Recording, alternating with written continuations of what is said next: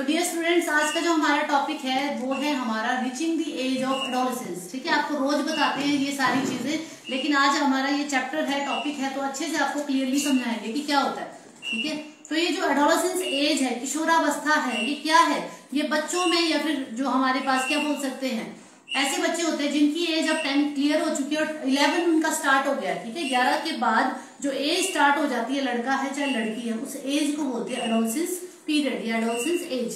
अब क्योंकि 11, 12 के बाद 13, 14, 15, 16, 17, 18, 19, ये जो 3 आ रहा है, इसलिए इस एडोलेसेंस पीरियड को हम टीन एजर्स भी कहते हैं या फिर टीन एज भी कहते हैं। ठीक है, तो आपको पता है पहले आपकी जो थोड़ी लाइफ थी वो थोड़ी अलग थी, और जैसे ही आप इस किशोरावस्था में पहुंच गए, एडोलेसेंस पीरियड में पहुंच गए, थोड़े आपके शरीर में चेंजेस आना स्टार्ट हो गए।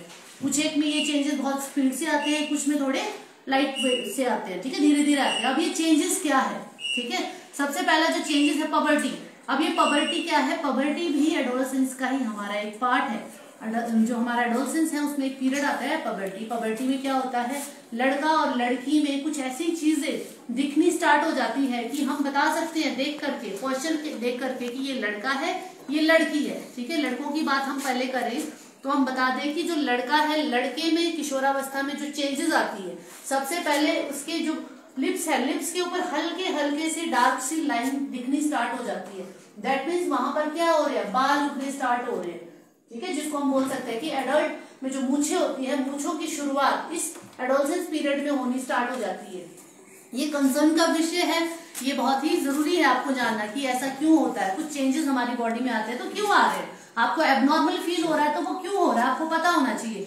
ठीक है, जब तक आपको नॉलेज नहीं होगा इस चीज का, आपको नहीं पता होगा कि ये क्यों हो रहा है, क्या हो रहा है। कई बार हम गलत डिसीजन ले लेते हैं इस कारण। जब आपको ऑलरेडी पता होगा कि ये सारा क्या है, नॉर्मल है, केमिकल चेंजेस है, हार्मोनल चेंजेस है, तो आपको सब कुछ बैलेंस करने में दिक्कत नहीं आएगी।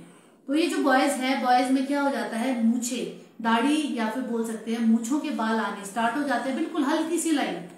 और उनके जो ये दिख रहा है गले में एडम एप्पल, इसको बोलते हैं, वॉइस बॉक्स बोलते हैं, ये इनलार्जमेंट होनी स्टार्ट हो जाती है, बड़ा होना स्टार्ट हो जाता है। और उसके बड़े होने से लड़कों की जो साउंड है वो क्रैकिंग साउंड, अचानक से कईयों की साउंड जो है बिल्कुल क्रैक हो जाती है, मोटी या फिर थोड़ी सी सूखी जैसी साउंड हो जाती है बॉयज में।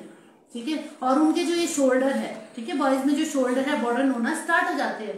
उनके जो अचानक से फोर लिम्स है, हाथ और पैर की जो हड्डियां हैं, मसल्स है, वो भी स्ट्रॉन्ग और लंबी होनी स्टार्ट हो जाती है अचानक से।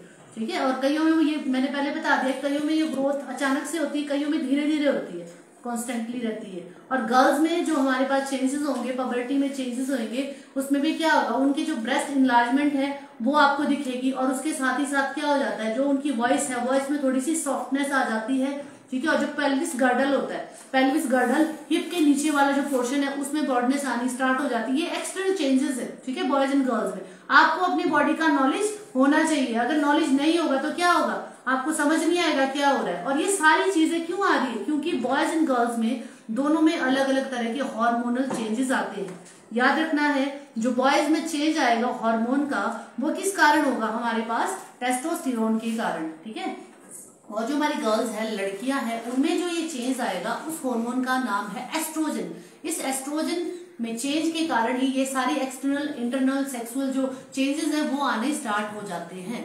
ठीक है, अब इसमें क्या होता है, जो चेंजेस आने स्टार्ट हुए, ठीक है, कहने का मतलब ये है कि at the level of the on coming of the puberty, तो क्या बोल सकते हैं कि एक जो लड़का है या लड़की है वो रिप्रोडक्शन के लिए तैयार हो गया। ठीक है, वो अपनी तरह ही एक नई स्पीशीज ह्यूमन बींग्स को तैयार करने के लिए रेडी है। अगर आपको अच्छे से नॉलेज है इस एडोलेसेंस का, तो क्या होगा, जितने भी आपकी बॉडी में ये हार्मोनल चेंजेस आ रहे हैं, आप इसको अच्छे से समझ सकते हैं। और जो आपकी एनर्जी है इस उम्र में, टीन एज में, ठीक है, 11 to 19 की जो एज रहती है, इसमें एनर्जी बहुत ज्यादा होती है। इस एनर्जी को आपने क्या करना है, यूटिलाइज करना है इन दी राइट वे।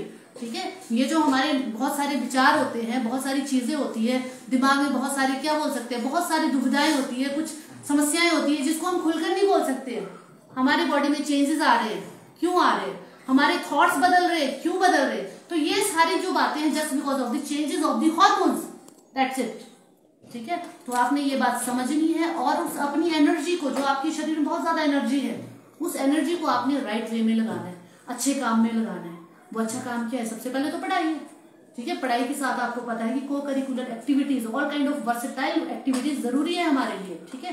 तो उसमें आपने अपनी इस एनर्जी को लगाना है, जो कि हमारी पूरी लाइफ का जो पीरियड है उसमें सिर्फ जो हमारा टीनेजर्स है, ठीक है, हमारे जो एडोलसेंट चिल्ड्रंस हैं उनमें बहुत ज्यादा ये एनर्जी रहती है। तो इस एनर्जी को हमने राइट वे में लगाना है। समझ आई आपको बात?